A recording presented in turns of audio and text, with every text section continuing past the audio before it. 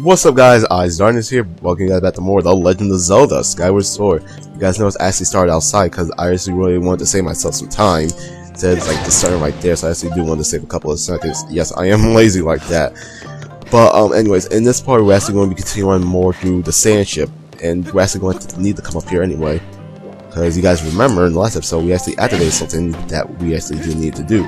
Now since we're here, you actually do want to come this way and actually hit the switch right here. So once you do that, hit the switch and you make this thing come down. Once this thing goes faster. And with that, we will come in here. Well, before we come in here, I forgot to do the one thing we was actually supposed to do. We was actually supposed to... Wow, worst aim ever. You're actually supposed to hit this first. Then you're supposed to activate the time shift stone, which is basically my fault. I just love how Link is staring there like, I'm just like looking at the sun. But anyways, what you're actually supposed to do is you're supposed to hit this, the time shift stone, and make this all ancient and creaky and all that, just to let you guys know. And now what you're actually supposed to do is now you're actually supposed to hit this, then bring this down. Where's this taking forever? Hurry up, go faster, you freaking stupid aborting piece of crap thingy.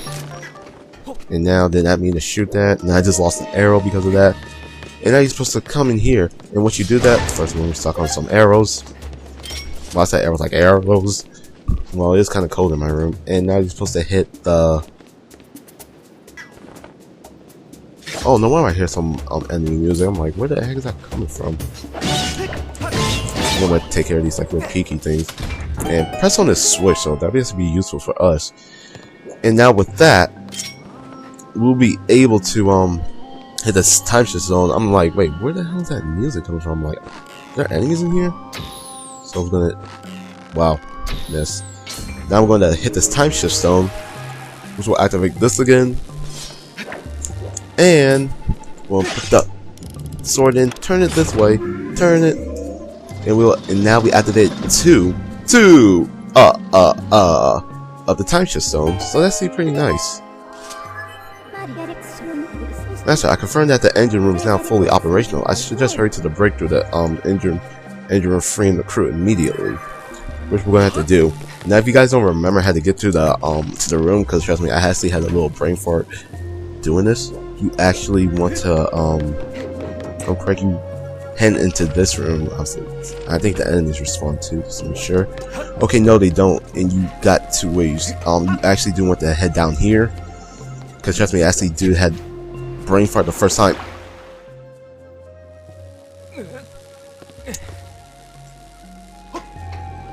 I didn't mean to do that. Come on, Link, go down. That's what I'm trying to make you do. And this. I'm trying to make him fully drop, but it's like I'm making him like grab onto it. That doesn't make any sense. I'm not even shaking my Wii remote. Seriously. Well, this is one way to start off an episode. Like, this is actually pretty weird. But now since we got that, we actually got all the stones activated, and we're actually in the brick room. So this is actually pretty nice. There's actually enemies. There's actually enemies here. You can actually come through the floor the first time you come here. But that we'll be able to come through here now. And don't get squashed, please. I think if you get squashed, it'll just basically do like you hear like Link do a scream. It's like he fades out. Then I think he'll like lose a heart. So well, I'm not really sure because I never got squashed in that area before. But anyways, we're actually going to be needing our whip again. Yes, the whip is actually going to be actually useful for this part. Well, we really don't have to go through this way, but I think there's actually something here we could actually. There's something here we actually get if we come this way, but I'm not really sure. Oh yeah, there's actually 4 chests. But anyways, let's see what we're gonna got in this first chest right here. We're gonna get. We got ourselves a monster horn. That would get for that chest, but so now we actually got 4 monster horns. Okay, I can work with that. Let's see what we're gonna get. Let's see what we got in this chest. That's what I was trying to do. In this chest, we get 100 rubies. So that's actually worth that chest. Let's see what we got in this chest. If I can freaking open it. Thank you very much. In Umotros, we got another monster horn. Can you give me something else than monster horns, please? Por favor.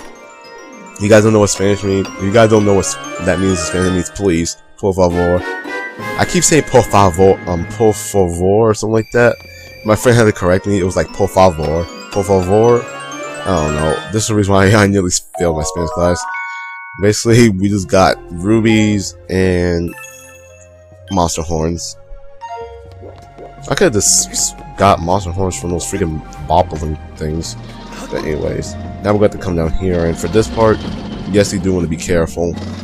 These actually go a little bit faster, and like I said, you actually do want to be careful. In this part, it's a good thing I have the whip on still, because you're actually going to need a whip for a certain part coming up. And you have to go jump right there. There we go. Now we're going to jump right. Oh, I was hoping I didn't get squashed. Yeah, so basically that's what basically happens. But it wasn't that same Zelda scream you hear, like you hear in Ocarina of Time. Okay, and make it. Let's see how I can make it this time. Nice, I actually made it. And we're just gonna run through here. If you want to come through here in this area, just press the switch right here, and you'll be able to come back through here if you like want to save your game and just stop right there, you know. Which I'm not doing. So anyways, just want to come down here now, be able to go through this way. And crap. I hate when I do that. Now we actually want to come through here, hit this switch right here. And there you go. Now, if you thought to that one, you really came to save us. My circuits are glowing with happiness. Aw, they do got emotions. Really? Came to board to find the Naru Flames? We're going to reveal the Naru Flames. You're going to have to regain control of the ship. There's control next to the brig, but it's a huge door. It's sealed shut, and you'll need a key to open it. First, you need to head to the captain's room. Control room should be in here. Please take this key as thanks for rescuing us. This key will open the door to the captain's ship. For that, we get a small key. Why didn't you give us a small key in the first place? Not to be a jerk or anything, but you can get to the captain's cabin through the door on deck in the back. Yeah, that's basically the area where we're gonna have to go. Now, if I'm correct, before we go there, we're gonna have to deactivate the time shift stone. Yeah, they said we're gonna have to leave us on our own, but who cares? We're the hero. We don't need no people like you. It's funny how one of them leaves, and next thing you know, all of them just leave. Is like, okay, that's actually pretty weird. And backflip for the win. But anyways, now we actually got to come through this way since the electrical fence is actually locked. So yeah, now we got to come through here now. So basically, like I said, if you activate that switch, you'll be able to come through here again. And this basically like takes you back to the area that you started with before you activate the two power generators. Well, I actually had a brain fart I was gonna say for that one. You know, can I ask you guys something? When you guys do your commentary, like, do you guys like use notes or anything when you do this, or like, is it like, how am I supposed to put it? Do you guys like take notes down like when you do your commentary before like you start commentating or anything, or is it like, is it just like a couple of people thing? Like, do you guys like make up stuff on your own when you start to commentate, or do you think about the stuff you're about to talk about before you commentate? Like, I just try to come up with random stuff before I start commentating, you know? Like, I just try to come up with so much stuff with the tip off my head. Like, you know what I mean? Like I said, because like, if you guys didn't notice, like, if you guys been watching like throughout my whole LP to Super Mario Bros. 3, Sly Cooper, and to any other games, like, my commentary, like, sometimes it's not off all the time, but it's off, but it's not off. Let's just put it that way. Like, how am I supposed to put it? How am I supposed to say it? Like, I could be on track, but then I could get off the topic, you know? And also, I think that I also got ADHD, so that's probably one of the problems. So, now, if I'm correct, we actually do have to come here, but if I'm correct, before we do that, we're actually going to have to reactivate the stone, right? Because if we have to reactivate the stone, then I think I came in here for nothing first. Let me see real quick. I think we have to. Yes, we do. Before I do that, I actually do want to take out these beamers. Well, at least one of them, because the temple key is actually in here. Okay, he saw us. I think we got his attention.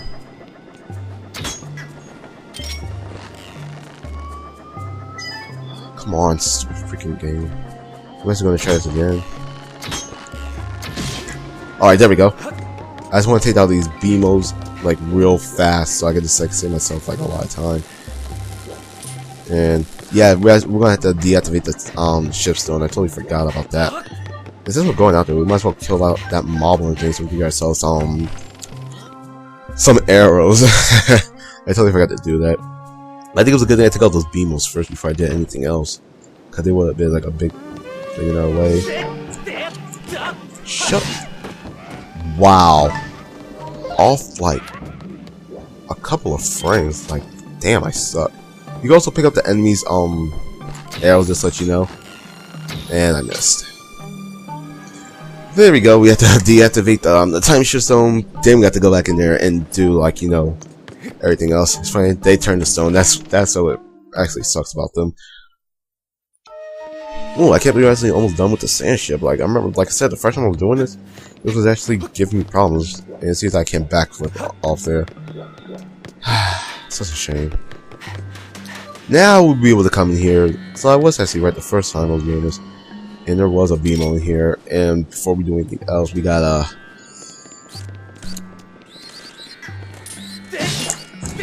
I gotta find a damn thing. Freaking piece of crap. Okay, there you are. I was like, wait, where the heck was it? There we go. Deactivate that and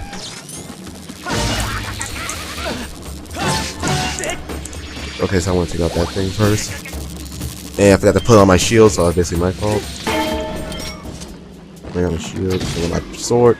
Oh, my sword, my arrows. Take out that thing. Now what you're supposed to do is stand on this thing right here. And now you actually not to go off it and then shoot this. Oh, I thought I missed for a minute, but I think I like hit the edge of it on the right side. Now with that, we'll be able to go through this room. We don't really care about that futuristic door anymore. And now we'll be able to come in here. Now if I'm correct, the BMO should be dead in this room except for that one.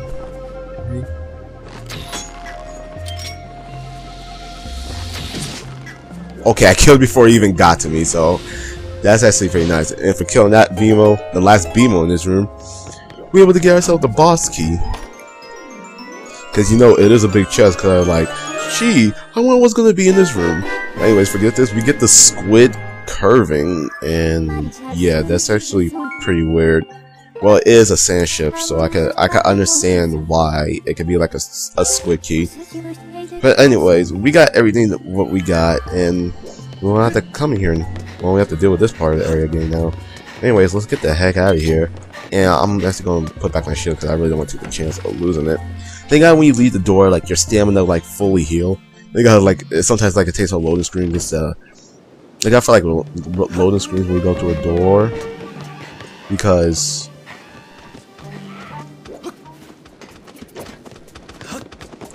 I'm just gonna run away from them. Not worth it.